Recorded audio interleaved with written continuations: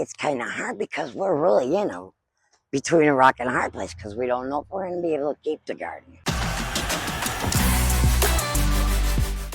Welcome to Ray Ray's Garden, y'all. It's a hot day, but a very special day. We are on location at the Villa Street Community Garden, and I cannot wait to show you this place.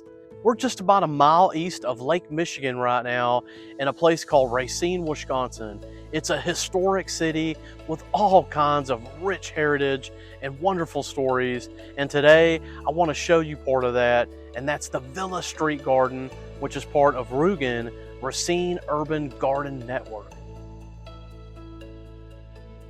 I'm Megan. I've been associated with the garden for about 8 years. Manager just a few.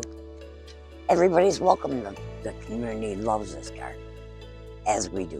When I moved into Racine, I was living on Main Street, and I stumbled upon this place. And then I met Mary McAvey, who was originally taking care of all of it, and she introduced me to other parts, other gardens. So we really got into it then. When I die, I gotta be cremated and spread in the garden. I am seriously gonna be here. That's a good idea. Yeah. All these beds are bought and paid for by whoever wants them. They pay $20 for a season. They can keep their bed to the next year or not. And then they come in, they work, whatever they don't want goes over there into our bin, and that's for the community to come by. We have issues though. Sometimes we don't exactly know how to address this because people think it's a community garden, which means they think they can just come in and pick, but they can't. So we're still working out the tweaks in that. We give away, the neighborhood I know, I give away tons of stuff. They're all rented. All of them. Every single one. Even the little ones, they're all rented. Some people don't do anything, and then of course, I've got a few. Everybody knows that whatever I have, they have too. So that's really how that works. And the people come in and they're so grateful. They just love it. They walk by, they see stuff there, and they come in and grab it, and that's okay. Many.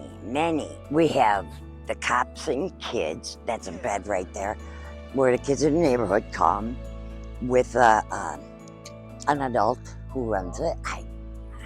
I'm not exactly sure of her name, but she comes. They planted that. They can come and pick anytime they like. As a matter of fact, we're thinking about, now that 4th of July is over, we're gonna have a picnic. We make hot dogs and hamburgers and brat, and anyone in the neighborhood is welcome to come.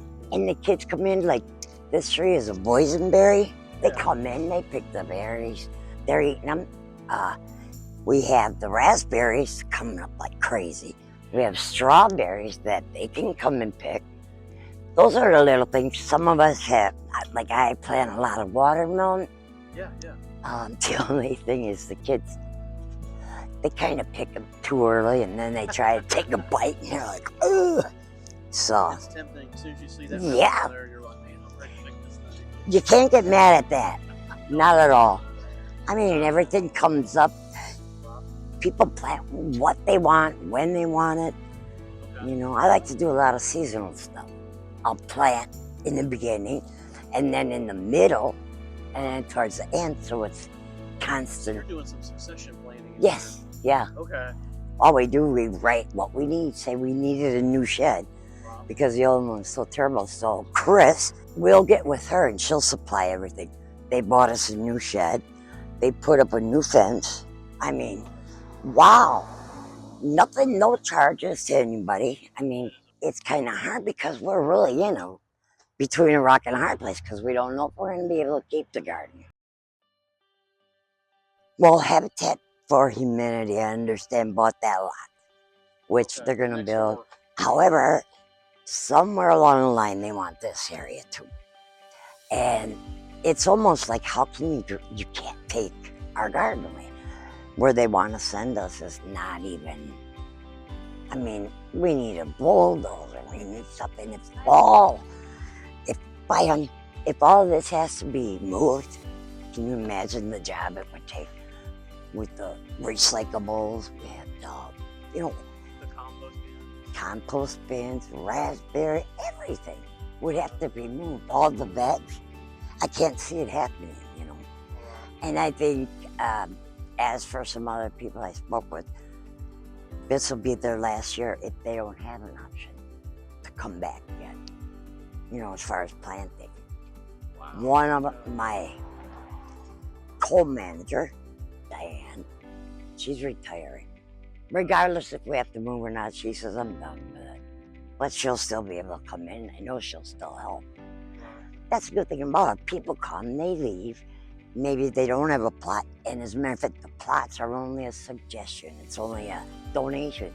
If you don't have $20, you still can have a plot. You know, it is. We're not out to make money. We're just out to feed community, you know, get us all together. You know, unity. The good thing is, the gentleman across the street, Donnie, he supplies us with water. Hence, he gets a free plot. You know, it's only right. The lady next door, she lets us have electricity. So when I come and I weed whack, we can make it so nice. And water also. It's just great. Everybody pitches in. And kids, they do a lot of that. However, when we do have our barbecues and the kids come, it's like free lunch to them. They come on over and we'll teach them anything they want to know. I get a few of the kids from across the street that do come over and they help, you know, help me pull weeds or pick or whatever I happen to have to do. I gotta say, a few years ago, they were so involved. We had probation officers coming down here picking weeds, helping out, sending their parolees, whatever, down here. And we've always had it really good. You know, really lucky with the neighborhoods especially. They're so grateful for what you give them. Just a little, pick a watermelon and give it to them and they're just so happy. I bet. Yeah. Well, there's nothing like a fresh melon, I'll tell you that. Oh, yeah. Well, we got a little bit of rain here. Thank you so much for your time, Megan, and letting me come in here. I'm going to tour around. Oh, please, yes. Please. And, see what I can't get into here. Thank you, Megan. You're welcome. My pleasure. So we were hiding in the shed from the rain, guys, and now that we got a break, let's take a look. All right, guys, we're actually at the back of the facility, opposite of where we came in off the road. This is where they compost. They've got a 3-bin system here, y'all. It looks like they're maturing everything over there. So I imagine they're starting off, turning the pile, and then ending it up here when it's in operation. It doesn't look like it's fully operating right now. I'm not sure what these 3 bins are. There is blackberries everywhere, so I'm assuming that they were storing some blackberry brambles, or maybe, I don't know, maybe they harvested here. It's hard to say, but this is a really cool looking setup too. I want to show you some of the beds, guys. They got about 30 of these raised beds, and right off the bat, we've got some flowers here. Miss Megan said most of the flowers here are actually edible. I actually don't know for sure what those are. I'm not going to eat one right now. However, I think you could. This is sort of the perimeter of the garden. There's no fence there other than the natural barrier, and there's some kind of rodent back there. I keep saying it's big, guys. It's like the size of a small dog. I don't know what that thing is. I'm going to try to get them on camera though so I can identify them. But the sun is hid by some clouds. It's so hot out here. Feels good. But again, guys, this is sort of the little perimeter. I also found the little chill zone, and I can see where these guys take their breaks at. This is awesome, guys. When you first walk in, this is the sign that you're greeted with, guys. And I don't know, I think this is pretty cool. No importa de dónde eres. Estamos contentos que seas nuestro vecino. No matter where you are from, we're glad you're our neighbor. Well, I hope you've enjoyed this tour as much as I have. This is a special garden. It's a special place in a really cool community. People come together, grow stuff, and share. It's really special, guys. I hope they can stay here forever. If you ever happen to be in Racine, Wisconsin, guys, come to the Villa Street Community Garden. I'm sure they'd be happy to have you. Make sure you follow and subscribe so you can catch more of these videos. Ray out.